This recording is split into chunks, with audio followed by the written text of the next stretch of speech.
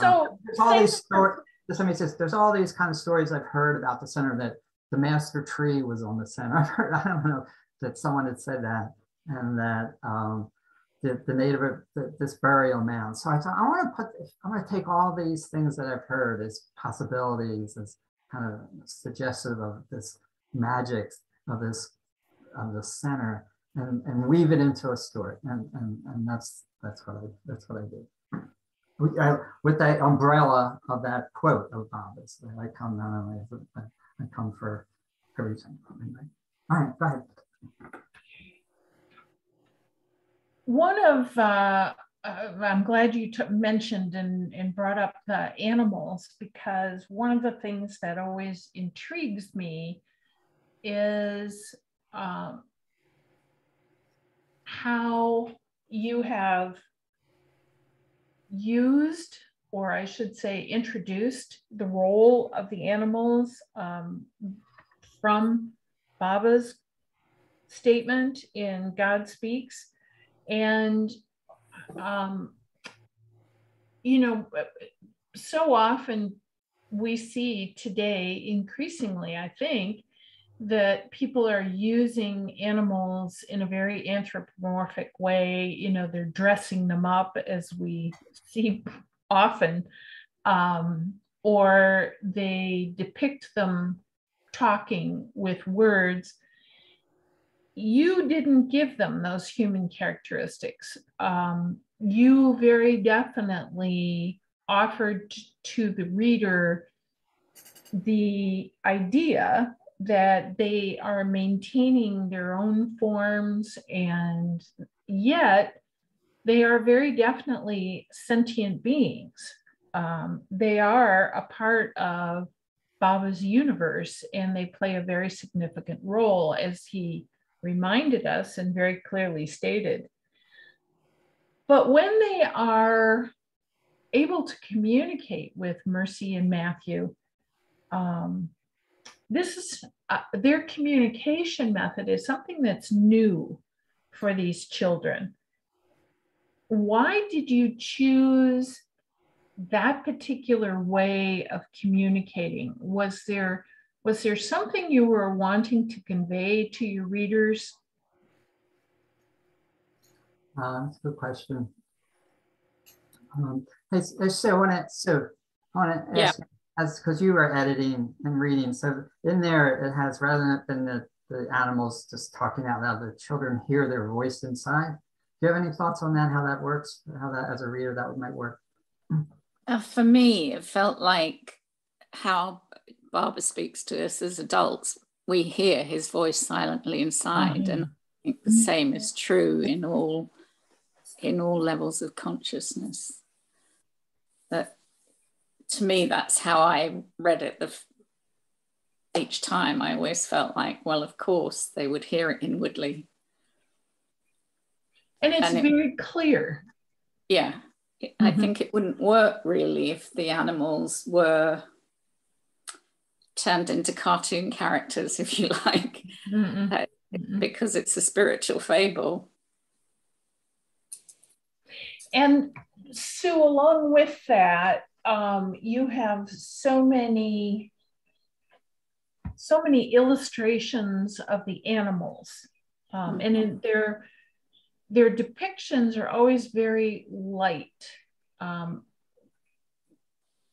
are you offering that to us as a part of that communication method?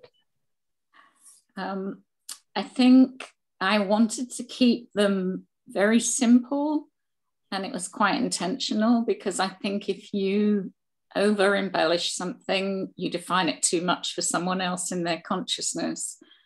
And so I felt if they were just almost sketched out, that the reader could add the information that they had in their own head onto the sort of framework, more like that.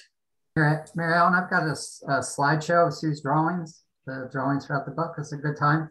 Oh, it's wonderful. Perfect. Let me Thank you. So people can actually see them. I'm going to a screen. do your doing. I think it's fine if you want to speak to them too. I don't feel I'm probably forget half the story if I'm not careful anyhow. That was the kids right at the beginning of the story where they're in play mode and they're racing, chasing, stuffing Spanish moss down each other's clothing on the center trail. That's just playfulness at the beginning of their adventure. And their first encounter with the deer.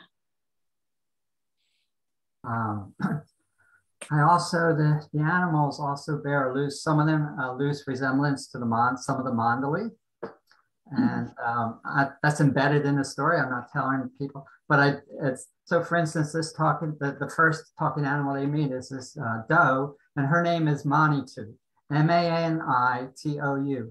So it has a double meaning. Manitou is an Indian, Native American, Iroquois name for the Great Spirit. Manitoba, Canada, Manitou, you see that around. But also Manitou, Manitoo. So the doe's personality and personal qualities are meant to resemble Baba's sister. Okay.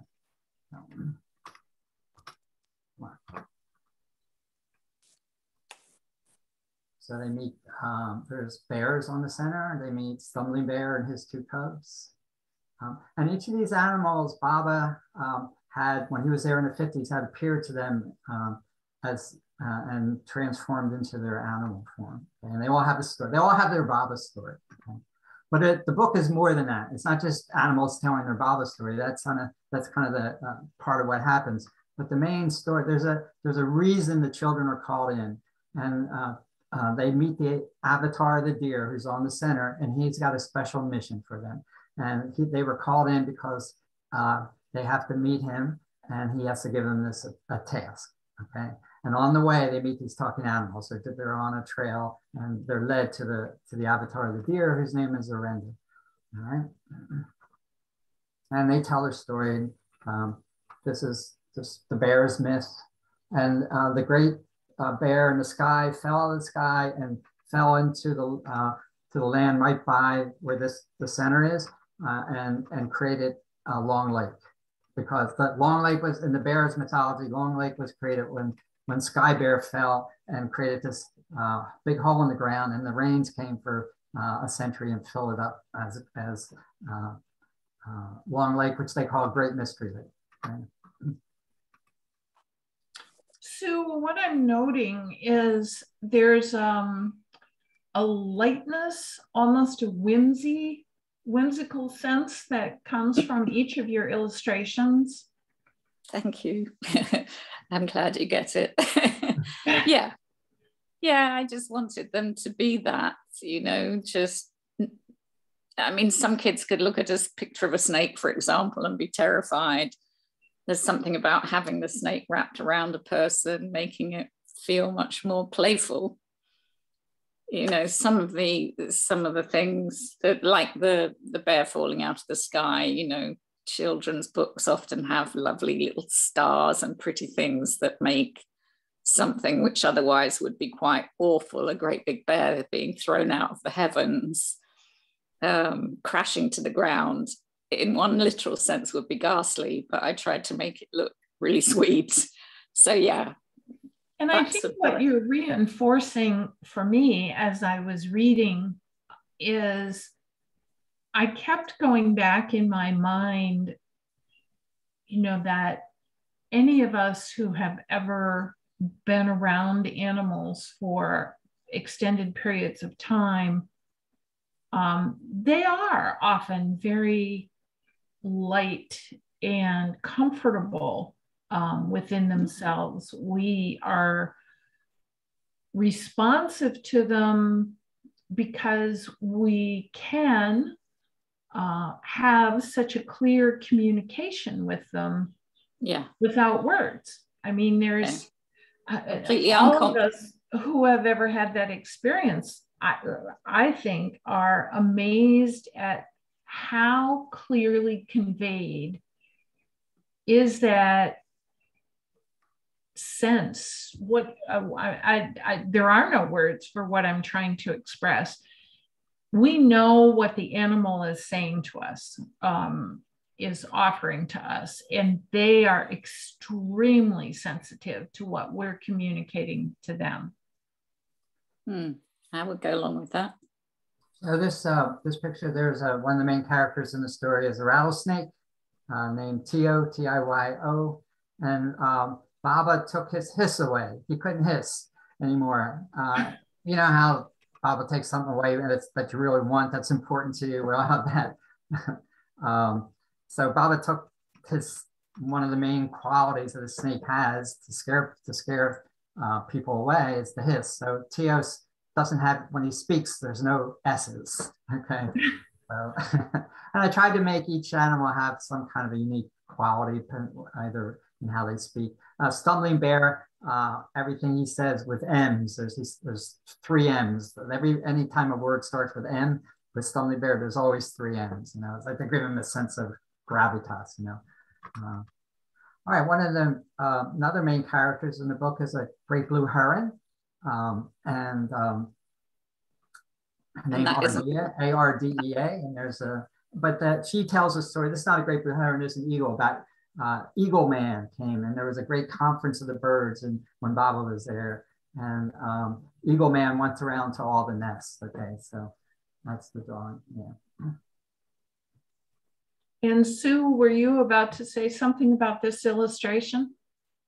Only that, yeah, that needed to be clarified, that there was a story behind that involved an eagle because of the great blue heron. Otherwise, it didn't make sense.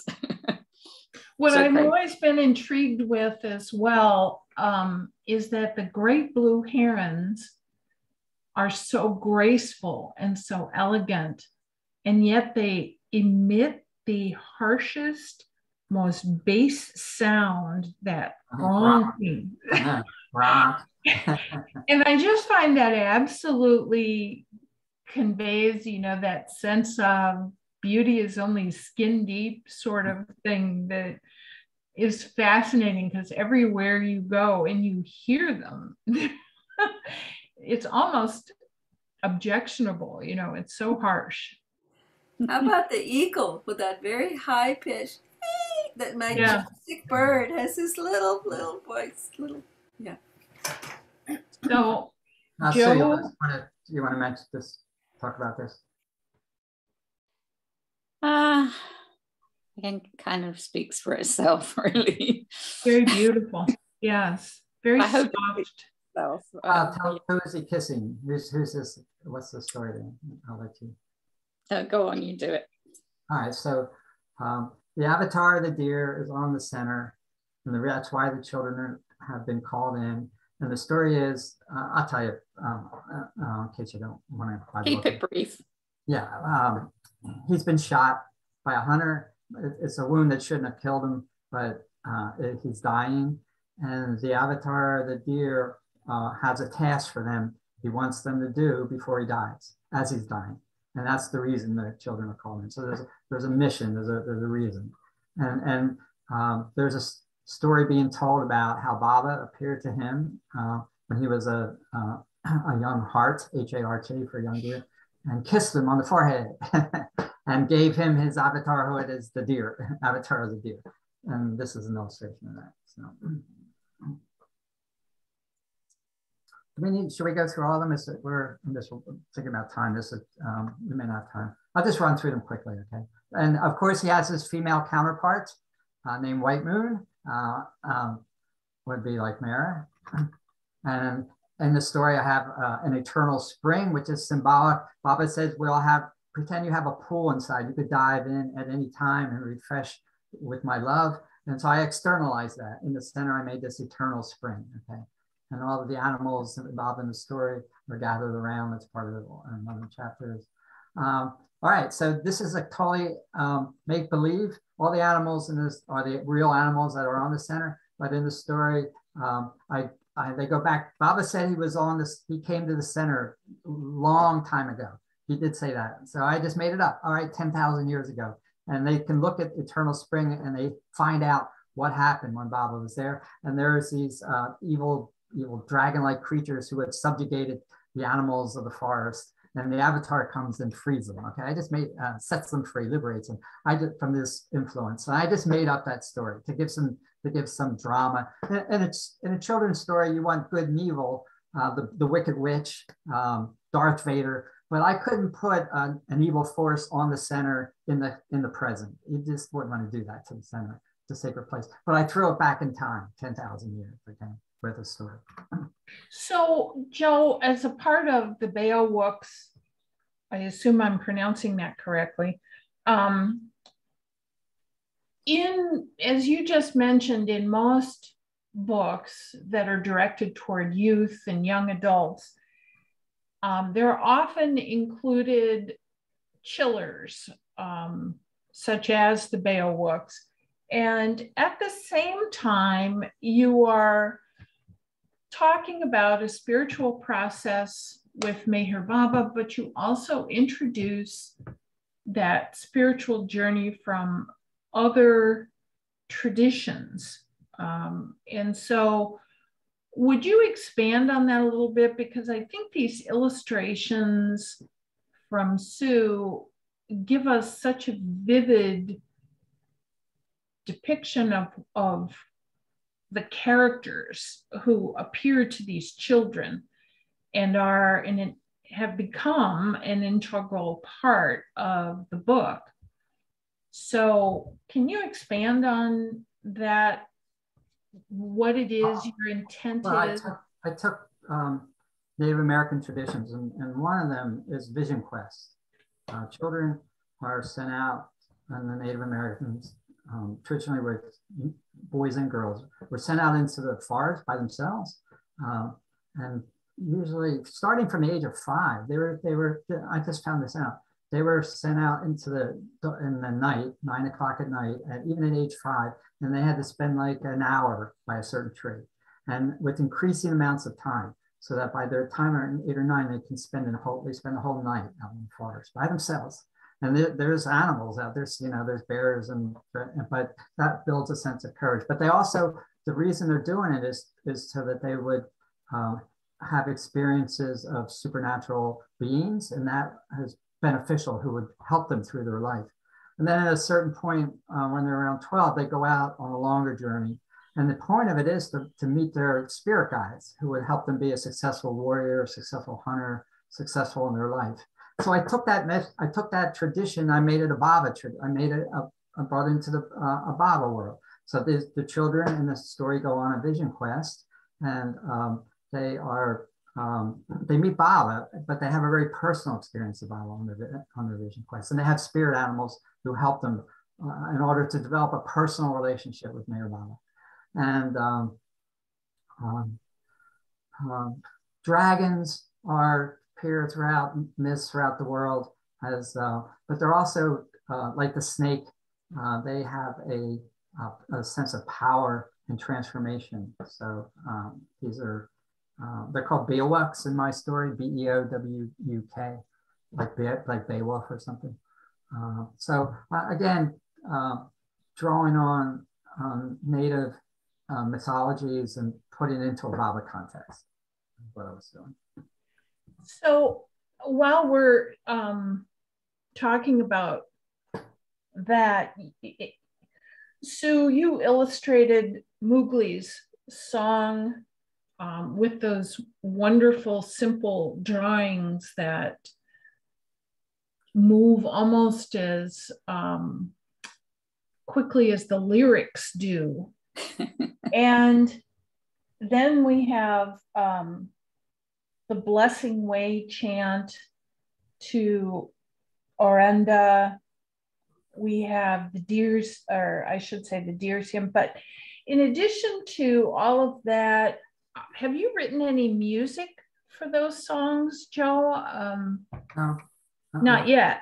No, the chants in the book are actually Indian chants that I Babafied. I modified them to fit the story, but the frame, those chants are actually Cherokee, that I made to fit the story. This is the must that's buried in my story, that's buried in in the burial mound near Baba's house. That's who's drawing of it. Seven coats, 7 skins. Sorry, 7 skins.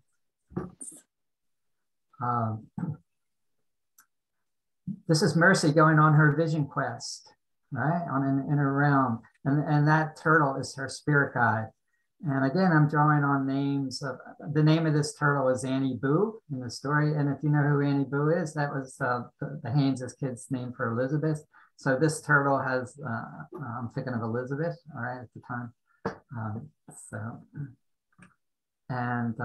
This is Matthew on his vision quest. He goes to the Samadhi, and his spirit animal is a red-tailed hawk.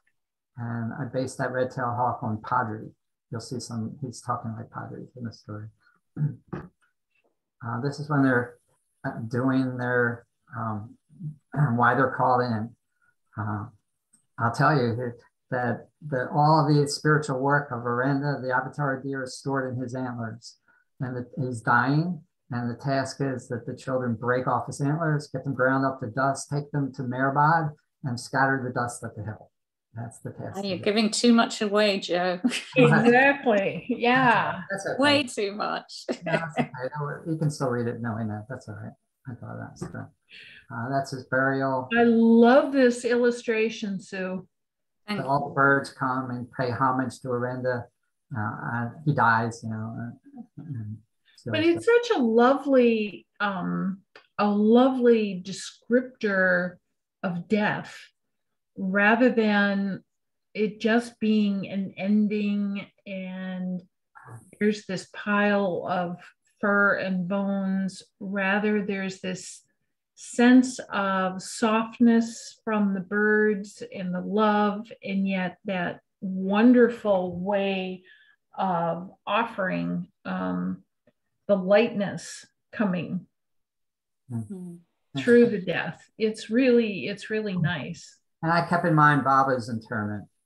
I don't know what's going on my own images I've seen in the feeling tone of Baba's interment when I was describing Orenda's interment. Can I say something about my response to the way Joe handled the writing of this on a spiritual level? Please, that was one of my next questions. Well, you know, in contemporary fiction for children and the life as it's portrayed in the 21st century world, everything is very profane and lacks any subtlety and doesn't give children any opportunity to explore their transpersonal self or to dream into other worlds and other ways of being and other levels of consciousness. And even we use that language as adults. But if we don't present them avenues and portals into that, they're stuck with this very ugly edifice that our contemporary society is offering them. And I think one of the reasons, you know, I was really quite thrilled to kind of side with Joe in getting this out to the public or for children is that as Baba lovers, I think, you know, we've perhaps not put as much out for children as we could have or should have done to let them find their own way into our world. I think nearly everything that's been published is published with an adult mind to the fore. And I think it must be very hard for children being raised in Baba families to find how they segue into that. You know, it's a giant leap, isn't it, from the kind of stuff they're presented in school to the things that their families might be talking about in Baba's cosmology. I'm going on too much, but sorry. No, this was very, very insightful. Thank you. Children's books talk a lot about current issues around racial issues, gender issues, political issues, health issues, and it's all good. But what's missing is exactly what you're saying, the spiritual realm. It's not even, you know. It's not there. You know, there's no light, there's no spirit and no light. Or if there is, I'm not seeing it out there. And so the other thing with this book is these children, Matthew and Mercy, Matthew's 11, Mercy's 8, brother and sister from Newport, Rhode Island, coming to the center. They've been raised in a Baba family. Their parents are Baba lovers. Their parents were there when Baba was there, at least in 58. But they've heard about Baba from them, from their parents, from adults. And what I wanted to do is and I think it's true for all Baba children at some point. And the Use Sahavas is one of the things that happen at the Use Sahavas is teenagers forge their own relationship with Baba, independent of what they've heard. Okay, and that becomes and so I think that becomes a task for children or for who are raised in a Baba family. And it's like, maybe if your parents met the Mandali or met Baba, who am I can't compare with that. So in this story, I wanted them to, through the mythological realm, through this magical space of the center, that they have their own personal relationship gets formed with Meher Baba. And it's not based on what their parents said, and that, in a way, it's more special than that because of what happened. So that was part of my intention. They see the fairies. There's fairies that come to the center and to relax. And this is a chapter with that. Sparrow for all sparrows, as they're departing the center, the sparrow speaks to them. And then that's the map of the center.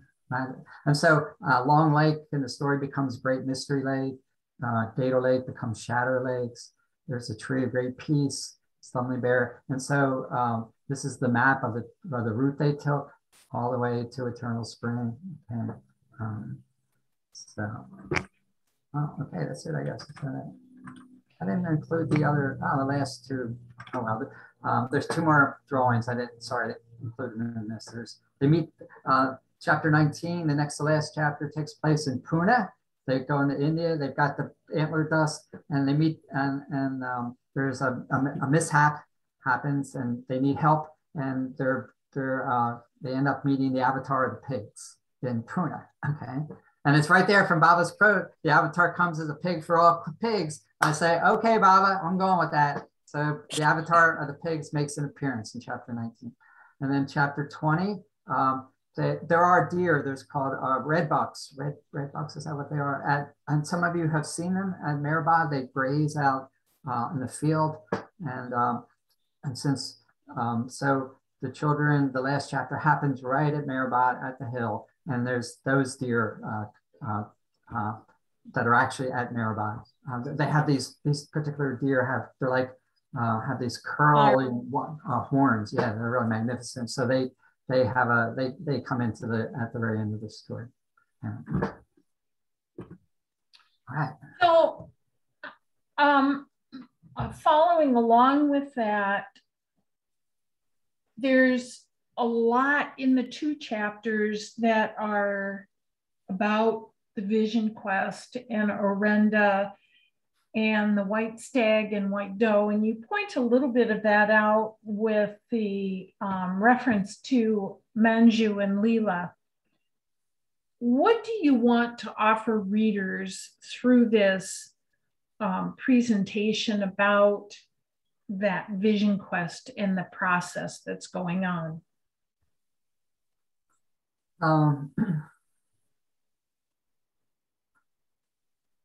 I wanted to connect to the sacred traditions of Native people around the world and relate that into that I feel that there's a value in those, and that's been lost. Okay, and I wanted to connect it to Baba's teachings, that in a way we all have to go on a vision quest. We all have to dive. What is a vision quest? Is you meet your spirit guide who is your spiritual who helps you on your journey, on your spiritual journey. Okay, and we all have Baba, but the idea that all nature is one, and that animals speak to us, that we've lost that sense of sacredness in nature. So I wanted to bring that back into the story, that nature is sacred, animals communicate with us, and that Baba can communicate with us through an animal, right? He can speak to us that way, and that just be open to it.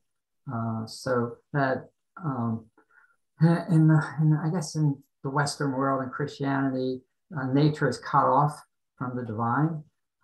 There's no soul in nature, and therefore we can exploit it. Animals don't have souls. You know, only man has a soul, and that's unfortunate. I think that's belief is what's allowed us to get us to the point where we are with the environment. And so what I love about native traditions is that they know that everything has soul. Every animal, every tree, everything has soul, and that the divine speaks through that. And then the Native Americans knew that, and Native people all over the world. So I wanted to integrate all that fundamental belief that has that all of humanity up until recently was fundamental. And so I wanted to integrate that with Papa's teachings in a fable. Yeah. Does that answer your question? Well, what goes along with it is on page 159, it's the last paragraph of chapter 17. Would you read that paragraph and then talk to us a little bit about that? All right, it's about the master tree? Yes. Okay, should I pop up the book or? Pardon? I've got the, let me do a screen share again. Hold on, let me see if I can do this. So I think it's better when,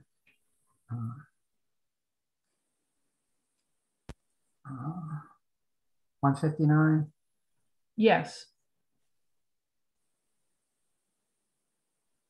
All right, do I see that? Sorry, so it's not me. Keep going. All right. Oh, you're too. All right, so I don't know if this is going to work quickly. Other way, yeah. All right, so this is a chapter. They meet the avatar of the trees on the center. On the way after the antlers are broken, they meet the avatar of the trees. And so there you are. I am glad. Okay, so they're leaving. The master, the avatar of the tree, helps them make a decision, which is in the book. I'm glad, said Master Tree, after today. So Matthew says, I want to apologize for all the times I ripped leaves off trees just for the fun of it, kind of unconsciously as we do.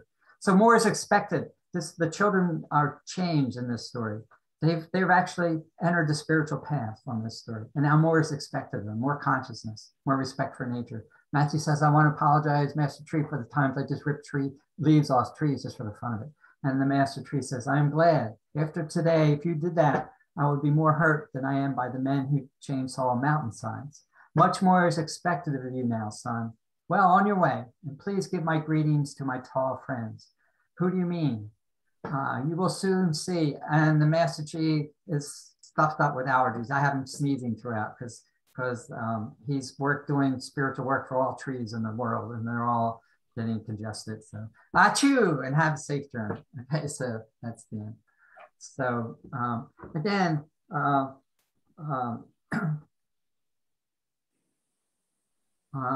wanted to bring this. There's this idea that hey, the master tree is on the center. Good. So let's bring them to life. All right, and have an interaction with them.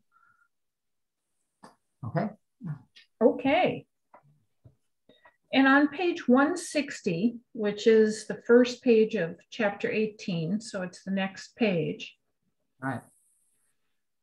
There's a paragraph that talks about Matthew nodded in agreement, but he was absorbed deep in thought. Would you read that for us and offer your thoughts on the mysterious spiritual forces and beings? All right, so Matthew, I'll just start from the beginning. After the animals made their decision to welcome the Beowulfs in the great mystery forest, the leaf visions faded. The wayfarers bowed to Master Tree, now silent, and then they proceeded along the trail. I wish we could have chatted with Master Tree's lady friend too, said Mercy as they walked. She seemed like a nice tree. Matthew nodded in agreement, but he was absorbed deep in thought. Awakening in him was the notion that all events, even the smallest leaf falling, were being handled behind the scenes by mysterious spiritual forces and beings. Humans believe they're in charge of the world, but if they only knew the truth, he reflected. Right. So that's part of their spiritual awakening, is to get this insight, Matthew, that there's so much going on behind the scenes, and that how the Great Spirit, Baba, works with all of nature. And so he had a personal experience of that. And that's brand new for him. Yeah. So tie that in, if you will, with what you said in the previous page by Master Tree about not expecting the same things from the guy who chainsaws trees on the mountainside. And right. I was thinking, you know, and While the World Slept, Bao's book, and Bao bumps Baba's leg with a tin of a biscuit container and just barely nudges. And Baba starts howling non-verbally with pain. And Bao hardly touched him, it was nothing. But Baba was so upset with Bao's insensitivity. The fact is, you know, if someone else who's not as my closest disciple slaps me in the face, that would hurt me less than what you just did because of your carelessness. This is minor, tiny little carelessness. The closer you get to Baba, more is expected in terms of your awareness of how to be with him, the quality of being with him. It gets more and more difficult, and only Mara could do it right, and everyone else, you know, lesser and lesser degrees. So anyway, that I was thinking that here now is more is expected in your relationship with nature, Matthew. Just pulling leaves off trees for the fun of it. That may have been fine before, but that hurts, you know. So the Master Tree, it hurts me in a little way. So even though it's a tiny little thing, yeah. So that's what I was thinking. Thanks. Bless you, whoever sneezed. Was that the Master Tree sneezing? Pardon me? That's that Master Tree. Master Tree sneezing. On page 203, then, you also, at least for me, seemed to reinforce in the last paragraph, again, you're tying in what Master Tree talked about and these mysterious spiritual beings. But in the last paragraph, if you would again read to us about Elder Brother's advice, and then I think there's an interesting summary there of what Matthew and Mercy have begun to become increasingly aware of as they've gone through this process. Before I do, how are we for time? Because we were set up to 11:30, which is this. Is there another? And we are just about wrapping this up. Okay, because I want to hold up the next. The next program starts at noon, so half an hour, basically. All right, so from the bottom of 203. They listened respectfully to Elder Brother's advice, that paragraph down there. Yeah, okay, so again, what's expected? Orenda had told the children to put his antler dust in one pouch back in the woods of the center. And later on, Mercy argues her point that she wanted two pouches, one for her, one for him. And that got them in trouble later, which is why they need the avatar of the pig's help. So it's a little thing, but she disobeyed Orenda. Okay, so it's a lesson of obedience here in this story. And again, these children are having firsthand experiences of what people, the Mandalay or other Westerners who got close to Baba, that the little things you take for granted or you don't think of, Baba will hold you to a higher standard. And so that happened here. So they're learning lessons. They needed to put the antler dust in one pouch, not two. Okay. So, and Matthew went along with her. He just, to keep the peace, he went along with Mercy. And so that was his lesson. And that was a lesson Kitty learned. I remember when Baba told Kitty, when he was recuperating in the hospital, not to leave Mara in the bedroom, not to leave Mara's room, no matter what.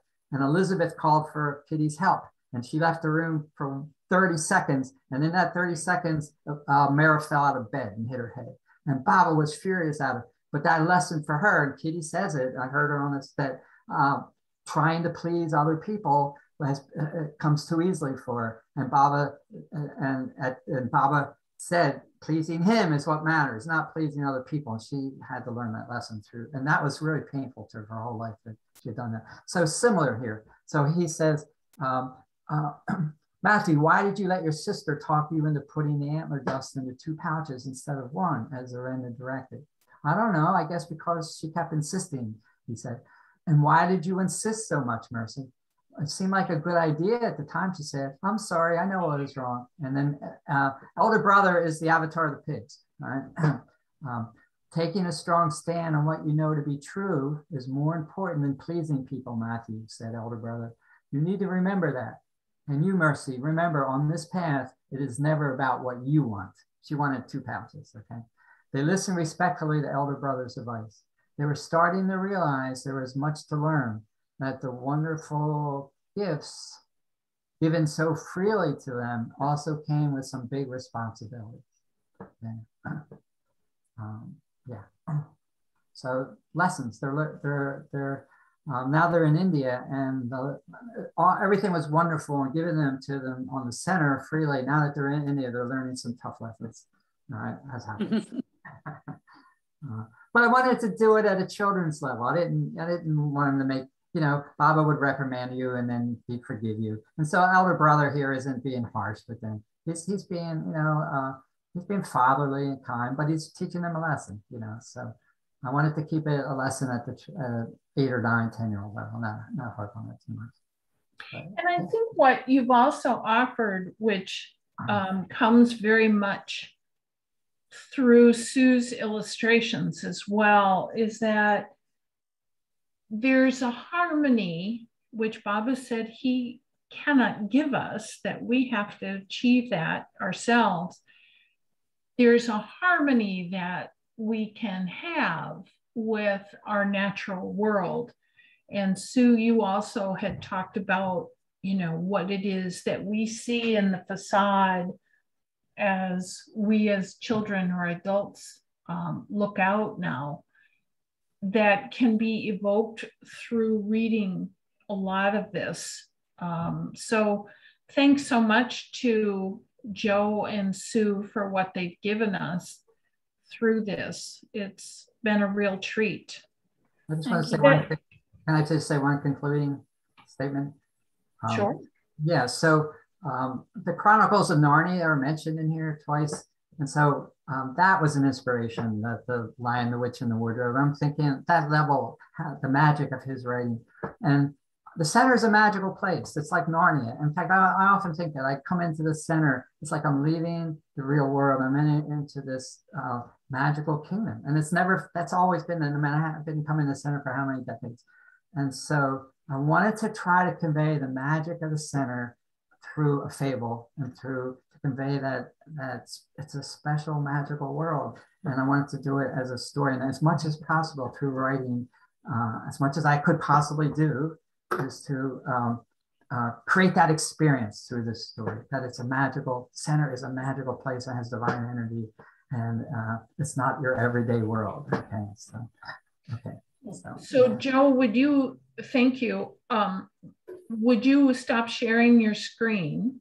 I did. And then,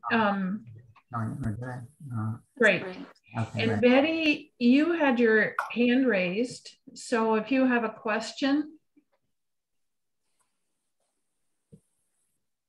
You're muted, Betty. You're muted, Betty. There you go. I wondered about the name Orenda. Yeah. Is this the avatar figure? Is that, yes, right? Yeah. Orenda is the avatar of the deer, and his female counterpart is named White Moon, and they're white. They both are white, a white stag and a white doe. And Orenda is another Iroquois name for the Great Spirit. Oh, okay? Wow. There's 2 of them. There's Manitou is one name, and Orenda is another name. So I use both of them as names for the deer. Yeah. And Diana? Yeah, thank you, Jay Baba. I love this magical visit to the center through your book, Joe and Sue. It's just fabulous. And a little question. I noticed that Matthew's t-shirt had the number 56. Yeah. Very interesting. Well, I couldn't resist that. So I'm drawing on, Baba's teachings, 56 God realized souls, and I know. Baba lovers would know that, other people wouldn't, but it's there, you know. A little inner message. Or Yeah, just a little inner thing. Yeah. The other thing I mentioned is lampposts. If in the Chronicles of Narnia, if you remember when the children go through the wardrobe, anybody read it? That story? Yeah. So when children go through the wardrobe, what's the first object they see? It's a lamppost that burns eternally. And it's always fascinated me. What's the object right behind the samadhi? You know? There's a lamppost, right? There's a lamppost right there. And first time I saw it, I thought, oh my God, it's like this is a magic. It's like Narnia. And then I said the center always reminds me of Narnia. And what's at the center? Go down the bottom of the steps right before you get to the boathouse. There's a lamppost. Okay. So the three places, and I mentioned this in the story. And I use Newport, Rhode Island intentionally because that's where the gas lamp posts were invented by a man from Newport, Rhode Island. Okay, so the children know about lampposts. Their father told them, it's in the story. But they said the three most special places in the world that have lampposts are Narnia, the Mayor Spiritual Center, and Mehrabad at the Samadhi. So let's have the lamppost. And this lamppost is a symbol for the spirit, the eternal spirit inside, the divine spirit that's always shining and available. So it's a symbolic thing. Yeah. Betty, did you have to get out to Monty first? Excuse me. I said, Monty, did you ever read the Chronicles of Narnia? She goes, yeah. I said, well, there's a lamppost that the very first thing the children see when they go on the other side of the wardrobe. And look, there's this lamppost right behind. And she goes, oh, I never thought of that. So she liked it. I wondered about publishing. For one thing, I wondered, what's the font that you use? Garamond. Garamond. That's Garamond. Oh, okay. I like Garamond, and that's one of the I researched what's the best fonts, and there's about 10, and that was one of them. So I just okay, great. And this is published on demand, is that right? Yeah, it's print on demand. Yeah, on Amazon. And it's going to be at Sherry R in about a week or so. Okay. Yeah. And it's also available internationally, England, Spain, Italy, Japan, Canada, Australia. And if people buy it there on that portal, Amazon portal for those countries, they don't have to pay overseas shipping. Yeah. In English? They buy the English? Yeah, it's always in English. Yeah. Oh. But Amazon prints in those countries. So if you go on the UK, oh my God. Print it in England, and you don't have to pay overseas shipping. It's just But wherever people buy it in the world, the money still goes to the center. Right. Thanks for reminding me. Could you say that too? Wherever people are buying it in the world, all the profit goes to the Mayher Center. Right. It's a fun read. I wrote it because Baba gave me the story. So it's like, it's not mine. So I wanted to give it back. So already just from sales, I just got the first Amazon. It's gone directly into the center's account, but it's already $125. So it's been made. More beginning. Every time someone purchases a book, $3.50 go to the center. Wow. Well, thank you again, everyone. And thanks to Joe and Sue. And Sue, when are you coming over so that December. You can exhibit your illustrations on the center? I think oh my God. A wonderful treat for us. Oh my goodness. That should wrap us up for today. So appreciate it.